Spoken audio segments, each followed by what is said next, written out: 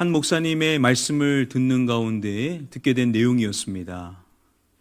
이 목사님께서 평소 아주 가깝게 지냈었던 기독교 방송에서 일하시는 분으로부터 메시지를 하나 받게 됩니다. 그 받은 메시지의 내용은 이것이었습니다. 5663-5775-345-334-505-337 그리고 질문을 주었는데요. 위 사람의 이름과 직업은 이렇게 메시지를 보낸 것입니다. 여러분 답이 무엇인지 아시겠는지요? 이 메시지를 받고 이분이 이게 무엇일까? 4시간 동안 씨름을 하게 됩니다. 아무리 생각하고 생각해봐도 도통 답을 알지 못하겠는 것입니다. 이분이 모른다라고 인정하는 것 참 힘들어하는 분이시지만 이렇게 메시지를 보냈습니다. 가르쳐주세요. 그랬더니 이분이 이제 답을 주셨는데 이렇게 답을 주는 것입니다. 뒤집어 보세요. 이게 무슨 말인가? 그러다가 이분이 핸드폰을 뒤집어 봤다라고 합니다. 그랬더니 그 문제가 이렇게 보이더라는 것이죠. 그러니까 이름이 보이죠? 이소희라고 되어 있고 She sells eggs라고 해서 그녀는 계란을 판매한다라고 되어 있는 겁니다. 그냥 봤었을 때는 도통 모르겠는데 문제가 전혀 풀리지를 않았는데 뒤집어 봤더니 문제가 바로 풀리게 되더라는 것입니다.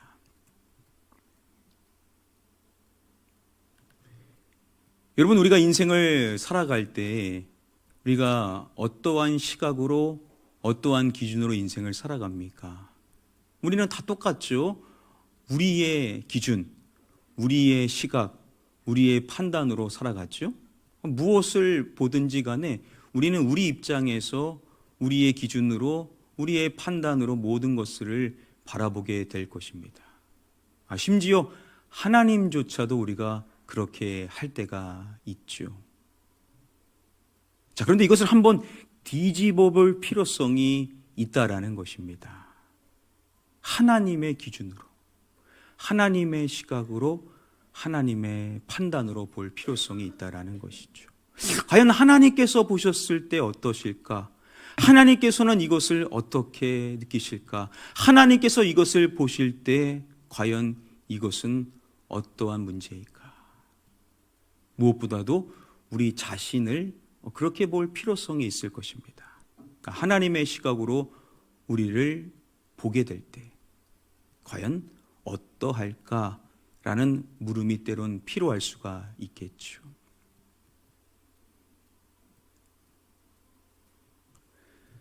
저와 여러분들이 이 주일 예배를 통해서 계속해서 함께 살펴보고 있는 말씀이 있습니다. 바로 구약의 다음의 말씀이죠. 무엇입니까? 이사야 43장의 말씀 우리가 계속 살펴보고 있습니다. 하나님께서 우리 가나안 교회의 성도님들을 생각하며 기도할 때 우리 인생의 답이 될 수 있는 주신 말씀이 바로 이 이사야 43장이기 때문에 우리가 계속 함께 살펴보고 있는 것입니다. 여러분, 우리가 이 말씀을 살펴볼 때도 마찬가지일 것입니다. 물론 이것을 우리의 시각으로, 우리의 관점으로도 바라봐야 되겠지만 우리가 이 말씀을 누구의 시각과 관점으로 살펴볼 필요성이 있겠습니까? 하나님의 관점으로, 하나님의 시각으로, 하나님의 기준으로 살펴볼 필요성이 있다라는 거죠. 그래야지 그 말씀의 진리를 우리가 놓치지 않을 수가 있다라는 겁니다.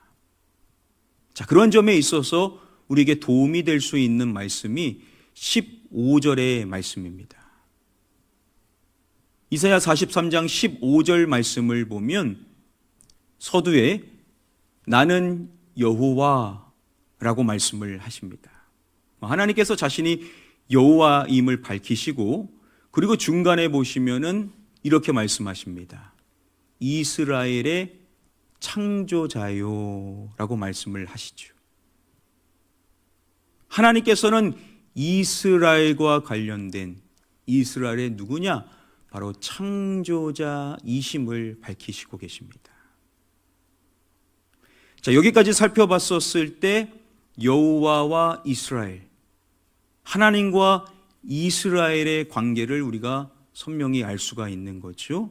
여호와는 누구시냐면 창조주이시고, 그리고 이스라엘은 하나님의 피조물이라는 것이죠. 창조주와 피조물의 관계라는 겁니다. 다시금 15절의 말씀을 보면 나는 여호와 이스라엘의 창조자요 라고 말씀을 하신 후에 바로 이어서 너희의 왕이니라 라고 말씀을 또 해주십니다. 하나님께서는 너희 이스라엘의 또한 누구시냐? 왕이심을 밝혀주시는 것입니다.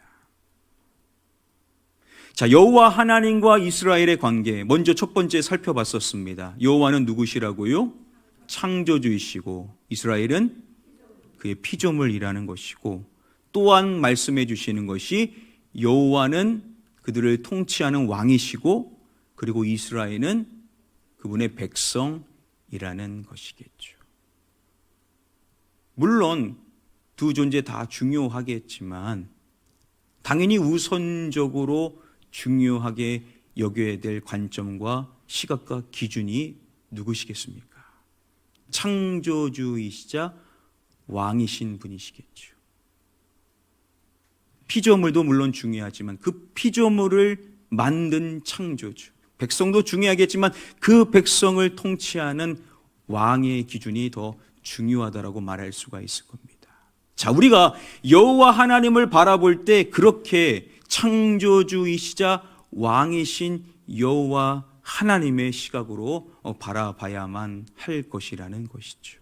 바로 이사야 43장의 말씀도 이러한 기준으로 시각으로 바라봐야 된다는 겁니다. 하나님은 창조주이시고 왕이신데 그 하나님께서 우리에게 주시는 말씀 과연 어떠한 의미인가? 자, 이러한 기준을 가지고 우리가 오늘 본문 말씀을 살펴보면 보다 선명히 알 수가 있게 됩니다. 우리 다음에 본문 시작의 말씀 우리 함께 한 목소리로 읽어보도록 하겠습니다. 시작. 이 백성은 내가 나를 위하여 지었나니 나를 찬송하게 하려 함이니라. 자, 이 말씀을 하시는 나 여호와 하나님께서 서두에 말씀하시기를 이 백성이라고 말씀을 하시죠. 자, 이 백성에 대하여 말씀하시는 나 여호와 하나님은 바로 왕이신 하나님이시겠죠. 이 백성을 통치하시는 왕이신 여호와 하나님, 그분께서 또 뭐라고 말씀하십니까? 이 백성은 내가 지었나니. 이 백성은 여호와 하나님께서 지으셨다라는 겁니다. 자, 그러면 여호와 하나님은 누구신 겁니까? 창조주이시고 이 백성은 피조물인 것이겠죠. 창조주이시며 왕이신 하나님, 그 창조주로부터 지음을 받은 피조물이자 그 왕으로부터 다스림을 받는 백성인 이스라엘. 자, 그러면 피조물인 백성인 그들이 창조주이시자 왕이신 하나님께 행해야 될 일이 분명히 있겠죠. 자, 많은 것들이 있겠지만 오늘 말씀 안에서 분명한 한 가지를 이야기하고 있습니다. 이것이죠. 나를 찬송하게 하려 함이니라. 하나님을 찬송하게 하려 하셨음을 하나님께서 말씀을 해주십니다.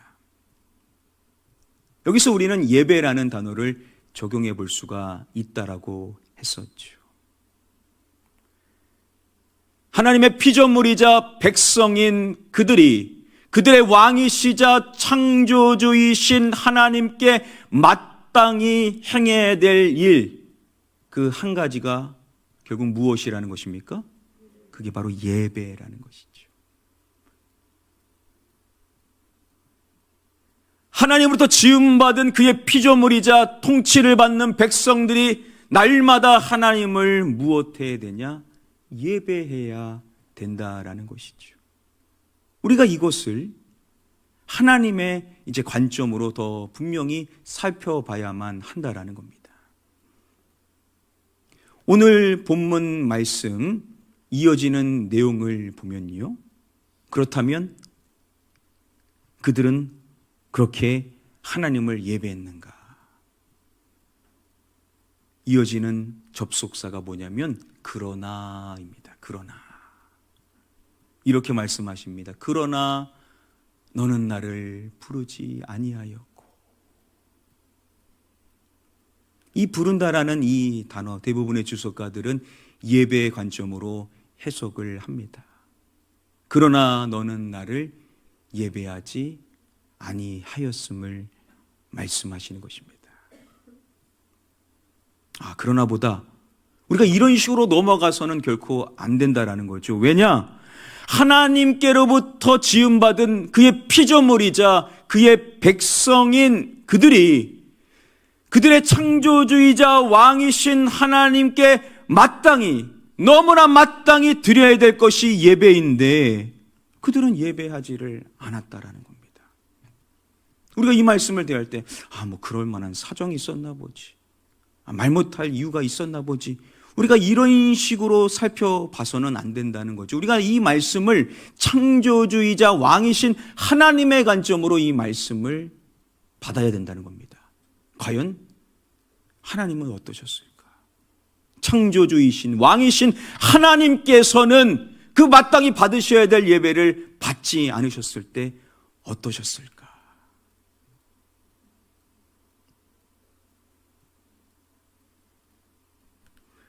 오늘 본문 말씀을 21절부터 살펴봤는데요. 이 앞절인 20절 말씀을 보면 장차 들짐승 곧 승냥이와 타조도 나를 존경할 것은 이라고 말씀을 하십니다. 들짐승조차도 하나님을 존경하게 될 것에 대해서 말씀을 해주시는 것입니다. 자, 여기서 이 존경할 것이라는 이 히브리어 원어 바로 카바드라는 단어가 쓰였습니다.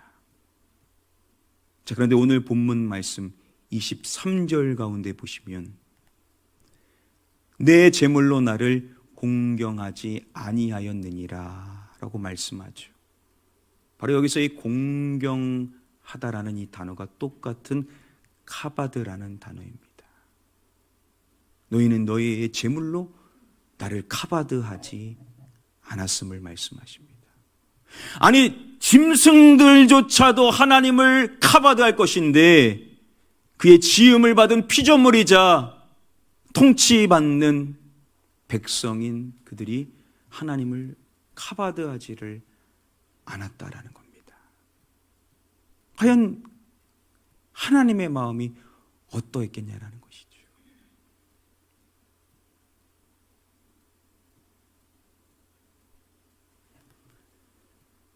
이사야 시작인 1장 말씀 가운데 3절 말씀을 보면 하나님께서 이렇게 말씀하십니다. 소는 그 임자를 알고 나귀는 그 주인의 구유를 알건만은 이스라엘은 알지 못하고 나의 백성은 깨닫지 못하는도다.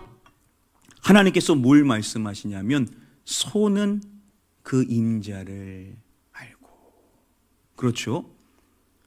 소도요 주인을 알아봅니다. 주인을 바로 볼 줄 안다라는 것이죠. 그런데 이스라엘은요 알지를 못한다는 겁니다. 내가 지고 내가 통치하고 내가 택한 나의 백성 이스라엘은 깨닫지를 못하더라는 겁니다. 여러분, 하나님의 마음이 어떠하셨겠냐라는 겁니다. 우리에게도 말씀하는 거 아니시겠습니까? 너희들이 키우는 가축을 봐라. 그 가축도 주인을 알지 않느냐, 너희를 알지 않느냐. 그런데 너희는 왜 그러냐? 짐승조차도 하나님을 공경하며 하나님을 예배할 수 있는데 그의 통치를 받는, 그의 다스림을 받는 그의 백성인 우리가 하나님을 예배하지 않을 때 하나님이 어떻게 느끼시겠냐라는 것입니다.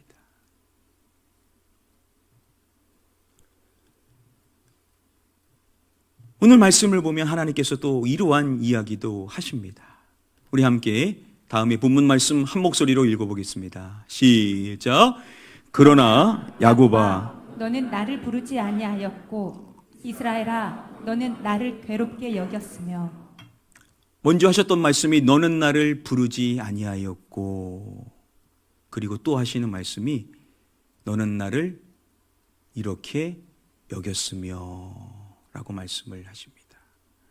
너는 나를 괴롭게 여겼으며, 너는 나를 괴롭게 여겼다. 다른 번역본들로 보면 너는 나를 실증을 냈다고, 너는 내게 실증을 냈다, 이렇게 번역을 하기도 합니다. 이스라엘 백성들이요, 하나님에 대해서 염증을 느꼈다는 겁니다. 아, 또 예배? 또 예배해야 돼? 아, 그만 좀 해라 진짜. 하나님을 그들이 그렇게 대했다는 겁니다. 여러분, 하나님께서 어떻게 느끼셨겠냐라는 겁니다. 하나님께서 그들에게 교훈을 주실 때 그들이 키우는 가축을 통해서, 짐승을 통해서 그들의 모습을 꼬집으셨죠. 소도 너희 주인을 알지 않느냐 라는 말씀을 하셨다라는 겁니다. 자, 그러면 오늘날 하나님께서 우리에게 말씀을 하신다면 과연 어떠한 동물을 통해서 우리에게 말씀을 하실 것이라고 생각이 되시는지요? 하나님이 딱 한 동물을 집어서 오늘날 우리에게 이야기를 하신다면 과연 어떠한 동물을 통하여서 우리에게 말씀하시겠냐라는 겁니다. 다음에 짧은 영상을 잠시 보시면요. 아, 빨리 들어와. 알았어. 누가 보면 누나 아직 몇 시간 나갔다 온 줄 알겠다. 카페만 갔다 왔는데 커피만 사온 거잖아. 응? 쪼꼬야. 아, 어디?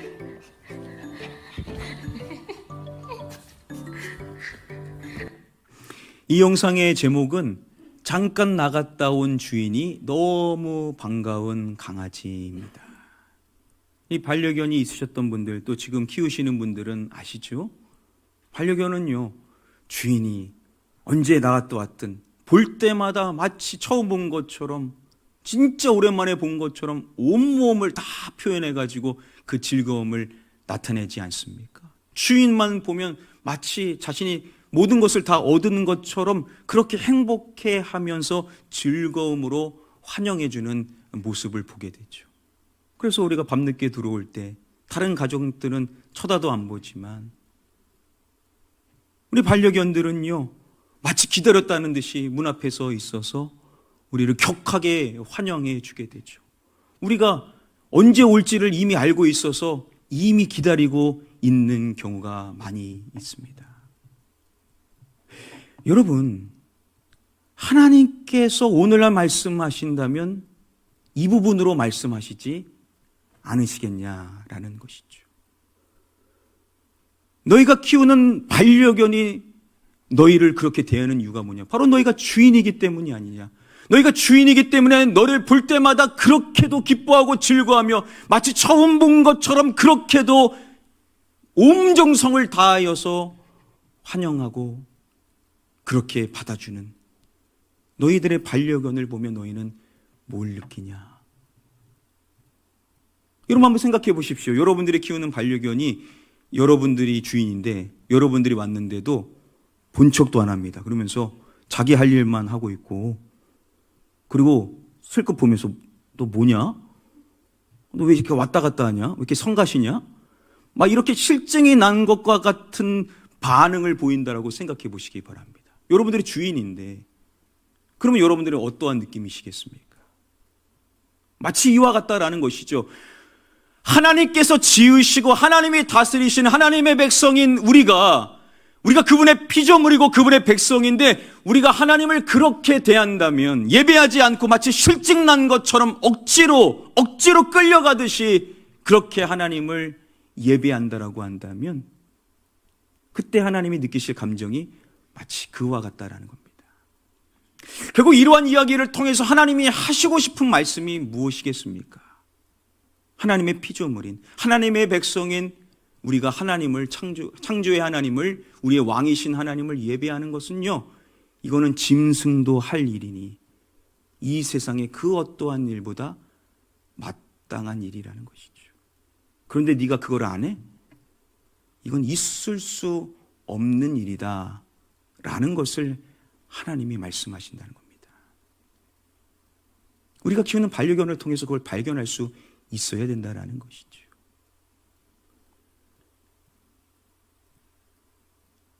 자, 우리가 왜 하나님을 예배해야 되는가?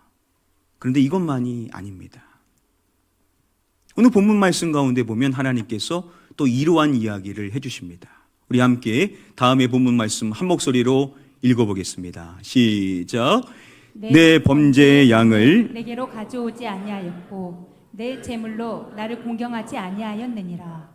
나는 제물로 말미암아 너를 수고롭게 하지 아니하였고 유향으로 말미암아 너를 괴롭게 하지 아니하였거늘.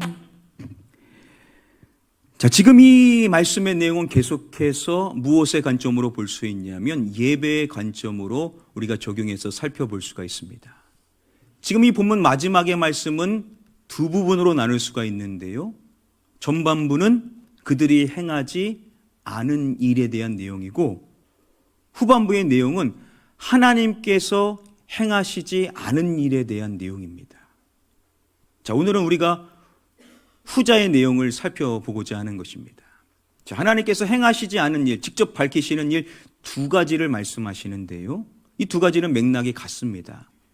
먼저 말씀하시기를 나는 제물로 말미암아 너를 수고롭게 하지 아니하였고, 그리고 이어서 하시는 말씀이 유황으로 말미암아 너를 어떻게 하지 아니하였거늘 이라고 말씀을 하십니다. 여기 들어갈 단어가 뭐죠? 괴롭게입니다. 유황으로 인하여서 나는 너를 괴롭게 하지 아니하셨음을 말씀하십니다. 자, 이것을 우리가 예배의 관점으로 적용해 볼 수 있다고 했었죠. 다시 말하면 내가 예배로 인해서 너희를 괴롭게 하지를 아니하셨음을 말씀하신다라는 겁니다. 여러분, 이게 어떠한 말씀이겠습니까? 우리가 이 말씀을 그냥 이렇게 액면 그대로만 받아들일 것은 아니겠죠. 우리가 이것을 뒤집어서 생각해 볼 필요성이 있는 것입니다. 자, 여기서 이 괴롭게라는 이 단어, 여러분, 괴롭다라는 이 단어의 반대말이 무엇이겠습니까? 즐겁다, 기쁘다, 뭐 이런 것이겠죠. 지금 이 말씀을 예배로 적용해 봤었을 때 유황으로 말미암아 너를 괴롭게 하지 아니하셨다라는 말씀은 바꿔서 말하면 예배로 말미암아 내가 너희에게 무엇을 주기를 원하느냐, 너희가 즐거움을 누리고 기쁨을 누리기를 원하시는 하나님의 마음이 담겨 있는 것이 아니겠습니까? 우리가 예배할 때 그 예배를 받으시는 하나님도 기뻐하시고 즐거워하시겠지만 그 예배를 드리는 예배자인 우리 역시도 그 예배를 통하여 즐거움과 기쁨을 누릴 수 있기를 하나님이 원하신다라는 것이죠. 이게 바로 창조주 하나님이 계획하신 일이라는 것이죠. 그렇습니다. 하나님께로부터 특별한 은혜로 형상대로 지음받은 하나님과 교제할 수 있는, 하나님을 알 수 있고 하나님을 높일 수 있는, 하나님의 통치를 받는 그의 백성인 우리가 이 세상에서 느낄 수 있는 가장 즐거움, 가장 큰 기쁨이 있다면 그게 뭐냐? 바로 우리의 창조주이자 우리의 왕이신 하나님을 예배하는 일일 것이라는 겁니다. 여러분, 믿으십니까 이게?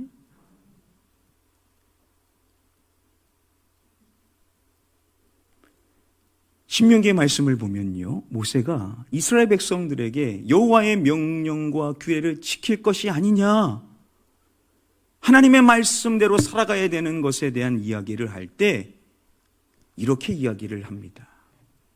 내가 오늘 내 무엇을 위하여 내게 명하는 이라고 말씀을 합니다. 내 무엇을 위하여요? 행복을 위하여. 내 행복을 위하여 주는 것이라는 겁니다. 그렇죠. 하나님께서 우리에게 말씀하시는 것이 우리를 괴롭게 하려고, 우리에게 짐을 주려고 하시는 것이 결코 아니라는 것이죠.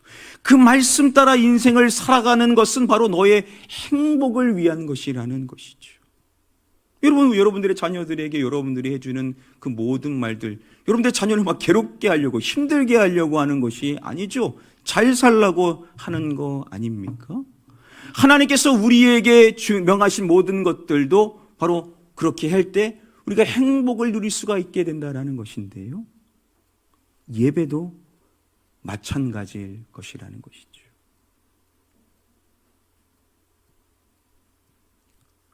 우리가 계속해서 예배라는 큰 주제 안에서 말씀을 살펴보고 있습니다. 그러니까 예배가 살아있는 교회가 되기를 원하시는 하나님께서 우리에게 많은 말씀의 교훈들을 주시는데, 그러다 보니까는 계속해서 예배에 관련된 찬양을 계속해서 듣게 됩니다. 그 가운데 우리 가나안교회 모든 성도님들이 이렇게 고백했으면 좋겠다 하는 그러한 찬양이 하나 있습니다.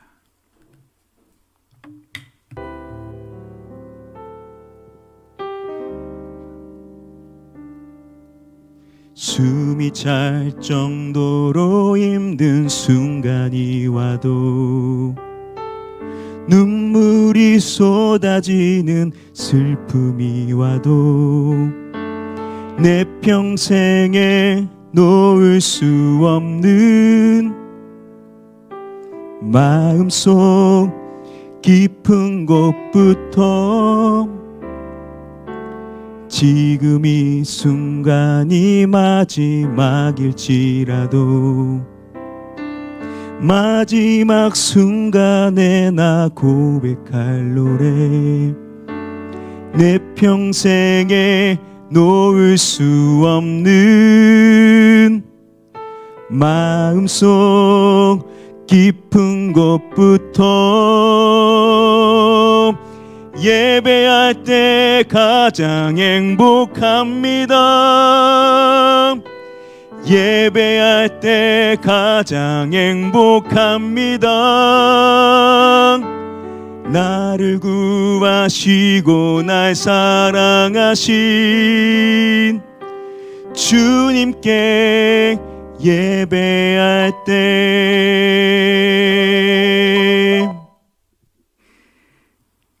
여러분, 이 찬양의 가사 가운데 딱 들어오는 부분이 이것이죠. 이것 할 때 가장 행복합니다.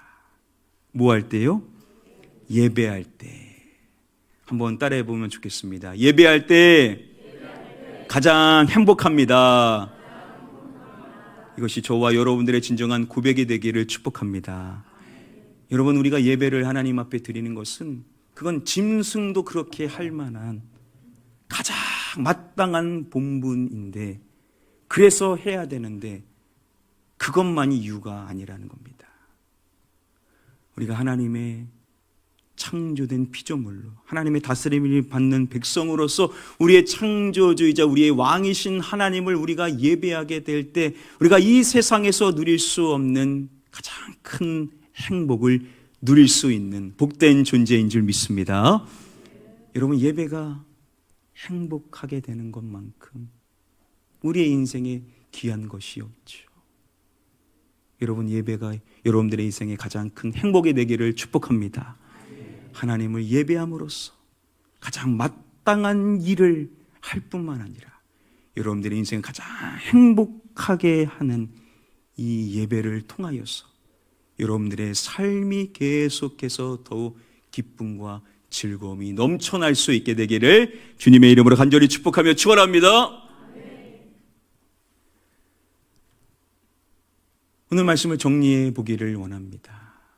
오늘 주어진 본문의 말씀 이사야 43장 21절부터 23절까지의 말씀 안에서 우리가 질문해 봤을 때 왜 하나님을 예배해야 하는가? 우리가 이유를 알아야 되지 않겠습니까? 우리가 두 가지의 이유를 알 수가 있다라는 겁니다. 먼저 첫 번째, 우리의 창조주이며 왕이신 하나님을 예배하는 것이 가장 마땅한 것이기에 그렇다라는 것이죠. 한번 따라해 보겠습니다. 우리의 창조주이며 왕이신 하나님을 예배하는 것이 가장 마땅한 것이기에, 여러분 그렇습니다. 하나님의 피조물인 하나님의 백성인 저와 여러분들이 해야 될 가장 마땅한 일, 짐승조차도 행할 일, 그게 뭐냐? 바로 하나님을 예배하는 것이기에 우리는 늘 하나님을 예배하며 살아가야 될 줄 믿습니다. 이 이유만 있어도 우리는 그렇게 살아가야 되는데, 이 이유만 있는 것이 아니라는 겁니다.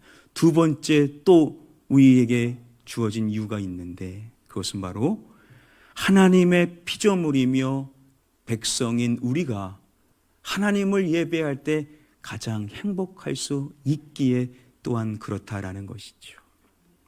다시 한번 따라해 볼까요? 하나님의 피조물이며 백성인 우리가 하나님을 예배할 때 가장 행복할 수 있기에, 그렇습니다. 우리에게 가장 마땅한 본분인 여호와 하나님을 예배하는 것, 이것이 또한 우리의 인생의 가장 큰 행복이 될 수 있다라는 것. 그러니까 예배한다라는 것은 하나님을 기쁘시게 해드리고 우리의 인생이 행복하게 될 수 있는 가장 복되고 고귀하고 아름다운 일이 아닐 수가 없다라는 것이죠. 여러분, 왜 예배해야 됩니까? 그 이유를 분명히 오늘 두 가지를 통해서 배우게 되셨습니다. 한 가지, 여러분, 짐승도 그렇게 할 것이라는 겁니다. 이성을 지닌 우리 사람이라고 한다면 마땅히 우리의 창조주이자 왕이신 하나님을 예배해야만 한다라는 이 첫 번째 당위성, 이것이 우리가 하나님을 예배해야 될 이유고, 그런데 감사하게도 두 번째 우리에게 유익이 되는 이유가 있는데, 우리가 하나님을 예배할 때 우리가 가장 행복할 수 있기에 우리가 또한 마땅히 하나님을 예배해야 된다라는 이 두 가지의 중요한 사실을 기억하시고, 여러분들 남은 인생 살아가실 때 하나님만 예배하시고 하나님 안에서 행복을 누리시며 살아가시는 예배자, 행복자 다 되시기를 주님의 이름으로 간절히 축복하며 축원합니다.